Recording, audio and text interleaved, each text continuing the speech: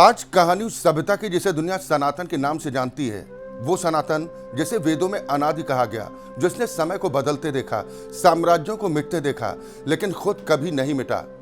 हजारों साल पहले जब दुनिया सभ्यता सीख रही थी, तब भारत वेद, उपनिषद, योग और अध्यात्म का ज्ञान दुनिया को दे रहा था। यही सनातन था जिसने वसुधैव कुटुंबकम का संदेश दिया, जिसने प्रकृति को पूजा, जिसने मानवता को धर्म से ऊपर रखा। लेकिन इतिहास गवाह है, इस सनातन को मिटाने की कोशिशें भी कम नहीं हुई। कभी आक्रमणकारियों ने मंदिर तोड़े, कभी गुरुकुल जलाए गए, कभी भारतीय संस्कृति को अंधविश्वास बताया गया, और आज एक बार फिर सनातन राजनीतिक हमलों के केंद्र में है। दरअसल तमिलनाडु की राजनीति में उस वक्त भूचाल आ गया जब डीएमके विधायक उदयनिधि स्टालिन ने विधानसभा में सनातन को खत्म करने की बात कही। और हैरानी की बात यह है कि इस दौरान सिनेमा से सत्ता के शिखर तक पहुंचे राज्य के नए नवेले मुख्यमंत्री विजय थलपति भी मौजूद थे, लेकिन उन्होंने इसका विरोध करने की कोई कोशिश नहीं की। क्या ये सिर्फ एक राजनीतिक बयान था या फिर करोड़ों लोगों की आस्था पर सीधा प्रहार? सनातन, जिसका अर्थ है जो शाश्वत है, जिसका न कोई आरंभ न कोई अंत।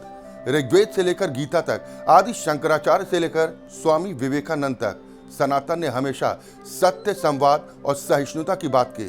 फिर आखिर सनातन से इतनी नफरत क्यों? क्या वोट बैंक की राजनीति में आस्था को निशाना बनाना नया ट्रेंड बन चुका है? क्या सनातन को गाली देना सेक्युलरिज्म का नया प्रमाण पत्र बन चुका है? और सबसे बड़ा सवाल, जिस सनातन को हजारों वर्षों से तलवारें नहीं मिटा सकें, क्या उसे कुछ बयान मिटा देंगे? आज राष्ट्र टीवी पर हम दिखाएंगे सनातन की पूरी कहानी, उसकी उत्पत्ति, उस पर हुए हमले और वो ऐतिहासिक सच जिसे जानना हर भारतीय के लिए बेहद जरूरी है। नमस्कार, आप देख रहे हैं राष्ट्र टीवी और मैं हूं आपके साथ अक्षय ठाकुर। आज कहानी उस सनातन की जो अनादि है, अनंत है।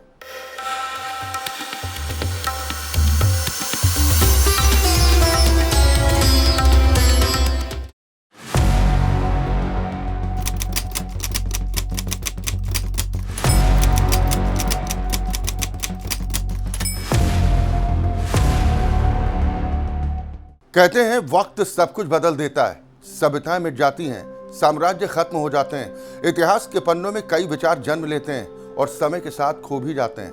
लेकिन एक विचार ऐसा भी है जो वर्षों से न सिर्फ जीवित है बल्कि हर चुनौती के बाद और अधिक प्रखर होकर उभरा है, और उस विचार का नाम है सनातन।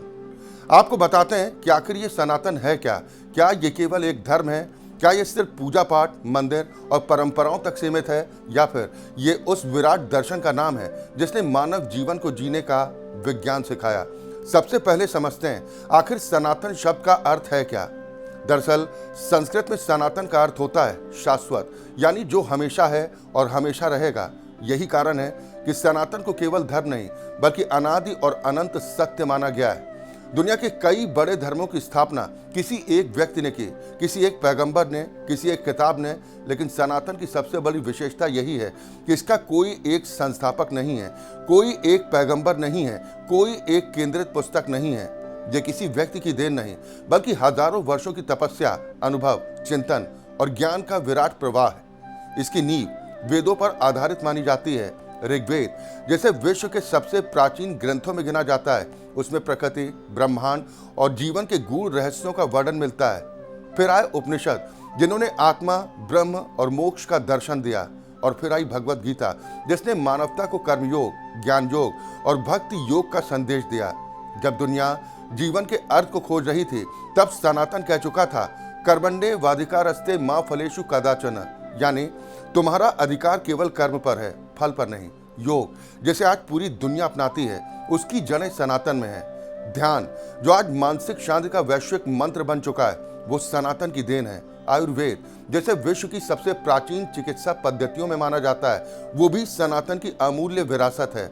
और सबसे अद्भुत बात, सनातन केवल इंसान की बात नहीं करता, वो प्रकृति को भी पूज्य मानता है। नदियों को मां कहा, वृक्षों को देवता माना, पृथ्वी, जल, अग्नि, वायु और आकाश, इन पंच तत्वों को जीवन का आधार बताया। यानी सनातन केवल मंदिरों की घंटियों में नहीं बसता, वो बहती गंगा में है, वो पीपल की छांव में है, वो सूर्य की पहली किरण में है, वो हर उस विचार में है जो जीवन को जोड़ता है, तोड़ता नहीं। इसीलिए कई विद्वान सनातन को वे ऑफ लाइफ कहते हैं, क्योंकि सनातन केवल पूजा नहीं, केवल आस्था नहीं, केवल परंपरा नहीं, सनातन जीवन, विज्ञान, अध्यात्म, प्रकृति और मानवता का ऐसा संगम है जो कहता है सत्य एक है, रास्ते अनेक।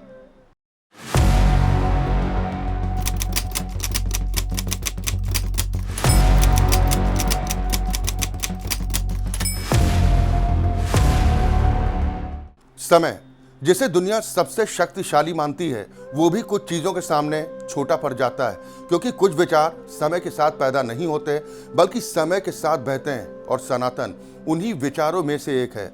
लेकिन सबसे बड़ा सवाल यही है कि आखिर सनातन की शुरुआत कब हुई? क्या कोई एक तारीख है?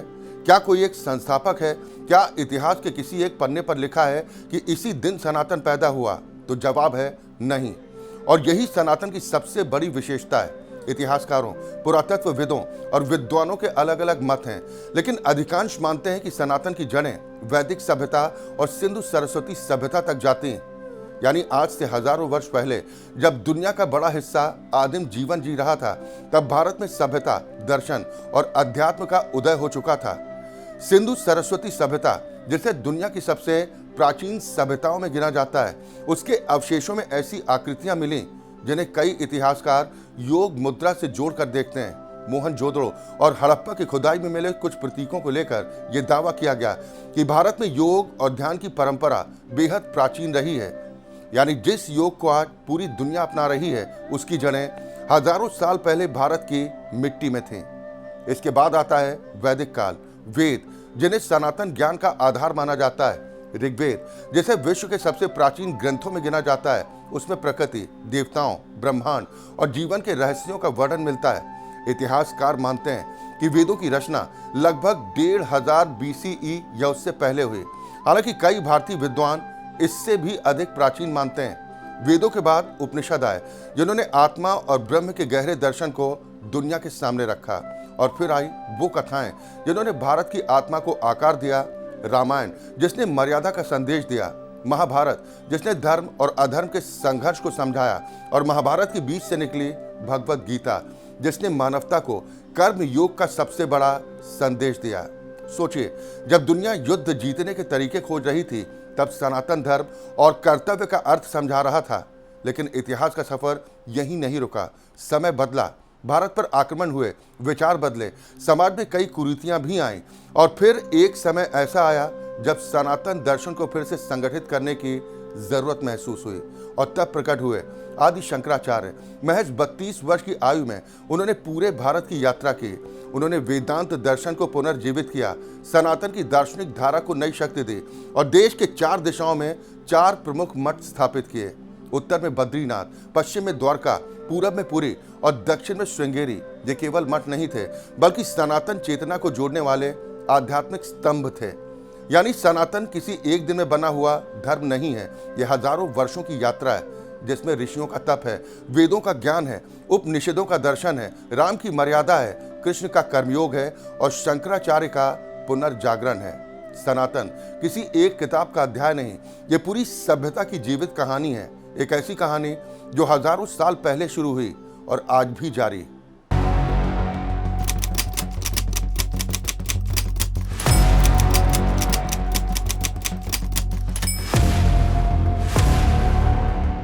इतिहास सिर्फ तारीखों का संग्रह नहीं होता, इतिहास सभ्यताओं की लड़ाई की कहानी भी होता है। और भारत का इतिहास केवल राजाओं और युद्धों का इतिहास नहीं, बल्कि उस सांस्कृतिक चेतना का इतिहास है जिसे दुनिया सनातन के नाम से जानती है। एक ऐसी चेतना जिसे मिटाने की कोशिशें बार बार हुई, लेकिन हर बार वो ठाठ से फिर खड़ी हो गई। इतिहास के पन्ने बताते हैं कि भारत पर हुए कई विदेशी आक्रमण केवल सत्ता हासिल करने के लिए नहीं थे। कई बार उनका निशाना भारत की सांस्कृतिक और धार्मिक पहचान भी थी। 11वीं शताब्दी भारत समृद्ध था। मंदिर केवल पूजा स्थल नहीं थे, बल्कि ज्ञान, अर्थव्यवस्था और समाज के केंद्र थे। तभी आया महमूद गजनवी। सन 1025 उसने गुजरात के प्रसिद्ध सोमनाथ मंदिर पर हमला किया। इतिहासकारों के अनुसार सोमनाथ मंदिर उस समय अपार संपत्ति और आस्था का केंद्र था। फारसी इतिहासकारों के लेखों में इस हमले का उल्लेख मिलता है, जहां मंदिर को तोड़ने और धन लूटने का वर्णन किया गया है। लेकिन सवाल सिर्फ लूट का नहीं था। सोमनाथ पर हमला भारत की सांस्कृतिक चेतना पर हमला माना गया। इसके बाद भी भारत में कई आक्रमण हुए, कई ऐतिहासिक दस्तावेजों में मंदिर विध्वंस और धार्मिक स्थलों को निशाना बनाए जाने का उल्लेख मिलता है। हालांकि इतिहास का दूसरा पक्ष भी है। मुगल काल में जहां कुछ शासकों पर मंदिर तोड़ने और जबरन धर्मांतरण के आरोप लगे, वहीं अकबर जैसे शासकों ने कथित तौर पर धार्मिक सहिष्णुता की नीति अपनाई। अकबर ने सुलह कुल की नीति की बात कही, विभिन्न धर्मों के विद्वानों को अपने दरबार में स्थान दिया। यानी इतिहास केवल काला या सफेद नहीं होता, उसमें कई रंग होते हैं। लेकिन इतना जरूर है कि सदियों तक भारत की सांस्कृतिक पहचान संघर्षों से गुजरती रही। और फिर आया अंग्रेजों का दौर। ईस्ट इंडिया कंपनी केवल व्यापार करने नहीं आई थी, धीरे धीरे उसने भारत की सत्ता पर कब्जा कर लिया। लेकिन अंग्रेजों ने समझ लिया था कि अगर भारत को लंबे समय तक नियंत्रित करना है तो उसकी शिक्षा और संस्कृति को बदलना होगा। तभी सामने आया लॉर्ड मैकाले का शिक्षा मॉडल। 1835 में मैकाले ने अंग्रेजी शिक्षा नीति लागू करने की सिफारिश की। उसका उद्देश्य था ऐसी पीढ़ी तैयार करना जो रंग से भारतीय हो लेकिन सोच से अंग्रेज बने। भारतीय गुरुकुल परंपरा धीरे धीरे कमजोर हुई, संस्कृत और पारंपरिक ज्ञान को पिछड़ा बताया जाने लगा। अंग्रेजी शासन के दौरान कई पश्चिमी लेखकों ने भारतीय संस्कृति को अंधविश्वासी और पिछड़ा साबित करने की कोशिश की। इसी दौर में मिशनरी गतिविधियां भी बढ़ी और धर्मांतरण को लेकर विवाद भी सामने आए। लेकिन इतिहास गवाह है, जब जब सनातन पर संकट आया तब तब भारत की धरती ने ऐसे संत और विचारक पैदा किए जिन्होंने इस सभ्यता की लौ बुझने नहीं दी। 19वीं शताब्दी, एक युवा सन्यासी दुनिया के सबसे बड़े मंच पर खड़ा होता है। स्थान शिकागो, वर्ष 1893, विश्व धर्म संसद। और फिर गूंजती है वो आवाज, sisters and brothers of America. ये थे स्वामी विवेकानंद। उनके शब्दों ने पूरी दुनिया को भारत की आध्यात्मिक शक्ति से परिचित कराया। उन्होंने बताया कि सनातन केवल धर्म नहीं बल्कि मानवता और सार्वभौमिक भाईचारे का संदेश है। फिर आए दयानंद सरस्वती। उन्होंने कहा, वेदों की ओर लौटो। उन्होंने सामाजिक कुरीतियों के खिलाफ आवाज उठाई और वैदिक परंपरा को पुनर्जीवित करने का अभियान चलाया। रामकृष्ण परमहंस ने अध्यात्म की लौ जलाई। तुलसीदास ने रामचरितमानस के जरिए भक्ति को जन जन तक पहुंचाया। कबीर ने पाखंड पर चोट की और मानवता का संदेश दिया। और गुरु नानक ने प्रेम, सेवा और एक ईश्वर का मार्ग दिखाया। यानी तलवारें आईं, साम्राज्य बदले, शासन बदले, लेकिन भारत की आध्यात्मिक चेतना नहीं टूटी। क्योंकि सनातन केवल मंदिरों में नहीं बसता, वो विचारों में बसता है, संस्कारों में बसता है, सभ्यता की आत्मा में बसता है। और इतिहास गवाह है कि जिस विचार की जड़ें हजारों वर्ष पुरानी हो, उसे मिटाना आसान नहीं होता।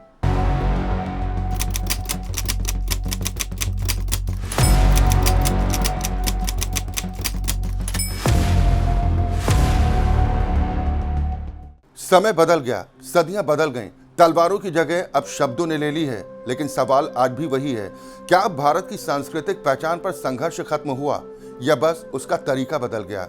आजादी के बाद भारत ने लोकतंत्र को अपनाया। संविधान ने हर नागरिक को धर्म और अभिव्यक्ति की स्वतंत्रता दी। लेकिन इसके बावजूद समय समय पर सनातन को लेकर राजनीतिक और वैचारिक विवाद उठते रहे। और 2023 में एक बयान ने पूरे देश में तूफान खड़ा कर दिया। सितंबर 2023 तमिलनाडु में एक कार्यक्रम के दौरान डीएमके नेता और तमिलनाडु सरकार में मंत्री रहे उदयनिधि स्टालिन ने सनातन धर्म की तुलना डेंगू, मलेरिया और कोरोना जैसी बीमारियों से कर दी। उन्होंने कहा, कुछ चीजों का केवल विरोध नहीं बल्कि उन्हें खत्म कर देना चाहिए। और बस यहीं से शुरू हुआ देशव्यापी राजनीतिक और धार्मिक विवाद। देश भर में संत संगठनों, हिंदू संस्थाओं और कई राजनीतिक दलों ने इस बयान का विरोध किया। कई जगह प्रदर्शन हुए। सनातन समर्थकों ने इसे करोड़ों हिंदुओं की आस्था का अपमान बताया। सोशल मीडिया से लेकर संसद तक हर मंच पर बहस छिड़ गई। बीजेपी और कई हिंदू संगठनों ने इसे सनातन विरोधी मानसिकता बताया तो डीएमके नेताओं ने सफाई दी कि उनका निशाना सामाजिक भेदभाव था, धर्म नहीं। यानी एक बयान ने पूरे देश में वैचारिक संघर्ष की बहस को फिर से जिंदा कर दिया। मामला केवल राजनीति तक नहीं रुका, ये विवाद अदालत तक पहुंच गया। उदयनिधि स्टालिन के बयान को लेकर सुप्रीम कोर्ट में याचिकाएं दाखिल की गईं। सुप्रीम कोर्ट ने अभिव्यक्ति की स्वतंत्रता और जिम्मेदारी जैसे मुद्दों पर टिप्पणी भी की। हालांकि अदालत ने यह भी कहा कि सार्वजनिक जीवन में रहने वाले लोगों को अपने शब्दों के प्रभाव को समझना चाहिए। लेकिन सवाल अब और बड़ा हो चुका था, क्या सनातन पर टिप्पणी केवल राजनीतिक बयानबाजी है या फिर भारत की सांस्कृतिक पहचान पर वैचारिक हमला?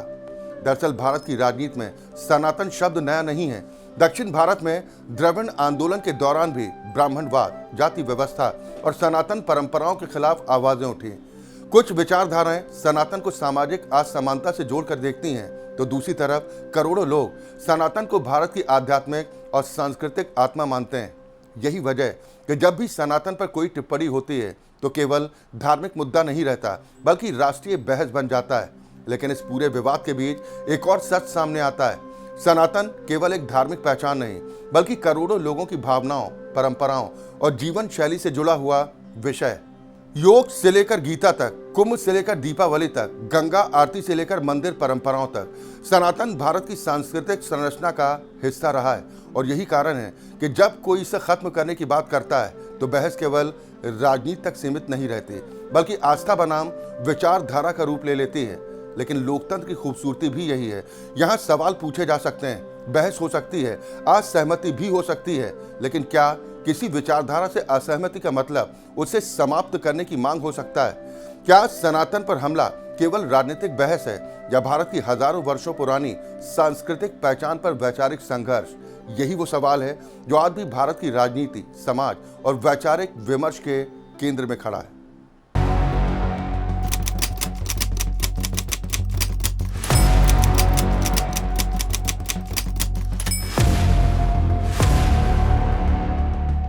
हजारों साल के संघर्ष, अनगिनत आक्रमण, साम्राज्यों की तलवारें, राजनीतिक विवाद, वैचारिक हमले, आलोचनाएं, इसके बावजूद क्या सनातन खत्म हुआ? अगर इतिहास को ध्यान से देखें तो जवाब साफ दिखाई देता है, नहीं, सनातन खत्म नहीं हुआ, बल्कि समय के साथ और अधिक व्यापक होता गया। क्योंकि सनातन केवल एक पूजा पद्धति नहीं, एक जीवित सभ्यता है, एक ऐसा विचार जो सीमाओं में कैद नहीं होता। सोचिए, जिस योग को कभी हिमालय की गुफाओं और आश्रमों तक सीमित समझा जाता था, आज वही योग पूरी दुनिया की जीवन शैली बन चुका है। आज योग 190 से ज्यादा देशों में प्रचलित है।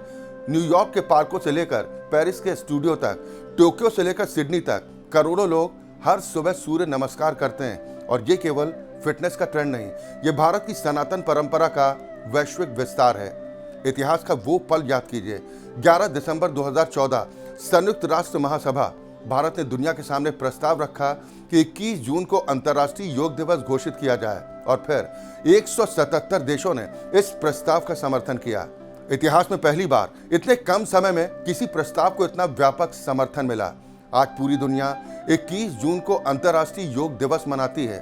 यानी जिस सनातन परंपरा को कभी पिछड़ा कहा गया, उसी की योग विद्या अब विश्व स्वास्थ्य का प्रतीक बन चुकी है। लेकिन कहानी केवल योग तक सीमित नहीं है। भगवत गीता, जिसे कभी केवल धार्मिक ग्रंथ माना जाता था, आज दुनिया के बड़े बड़े विश्वविद्यालयों में पढ़ाई जाती है। कई कॉर्पोरेट लीडरशिप प्रोग्राम्स में गीता के कर्मयोग को मैनेजमेंट सिद्धांत के तौर पर समझाया जाता है। कर्मण्येवाधिकार रस्ते, ये केवल श्लोक नहीं, आज वैश्विक प्रेरणा बन चुका है।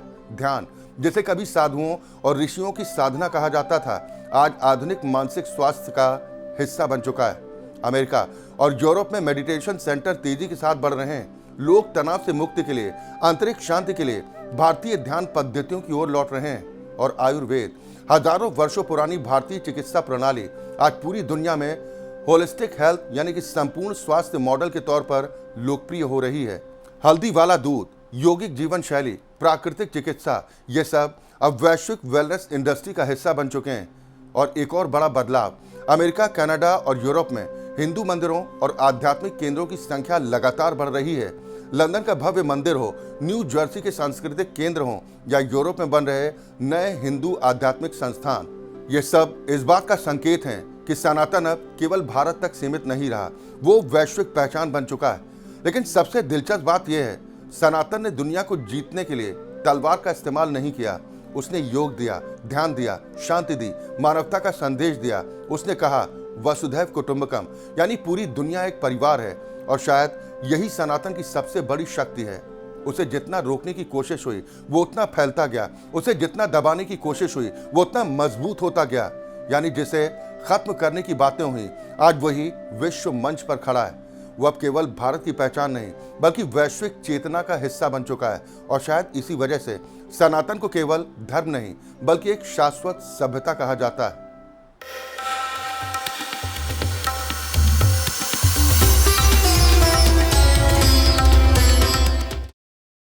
इतिहास गवाह है, दुनिया में कई साम्राज्य आए जिन्होंने खुद को अजेय समझा, कई विचारधाराएं आई जिन्होंने दावा किया कि वही अंतिम सत्य हैं। कई आक्रमण हुए, कई बार सभ्यताओं को मिटाने की कोशिश हुई, लेकिन समय का सबसे बड़ा सच यही है कि ताकत से राज तो किया जा सकता है, लेकिन विचारों को खत्म नहीं किया जा सकता। और सनातन सिर्फ एक धर्म नहीं, एक ऐसा ही शाश्वत विचार है, एक ऐसी चेतना जो हजारों वर्षों से भारत की आत्मा में बह रही है। सनातन ने दुनिया को क्या दिया? योग, जिसे आज पूरी दुनिया अपनाती है। आयुर्वेद, जो प्रकृति और स्वास्थ्य का संतुलन सिखाता है। भगवत गीता, जो युद्ध भूमि में भी कर्म और धर्म का मार्ग दिखाती है। वसुधैव कुटुंबकम, यानी पूरी दुनिया एक परिवार है।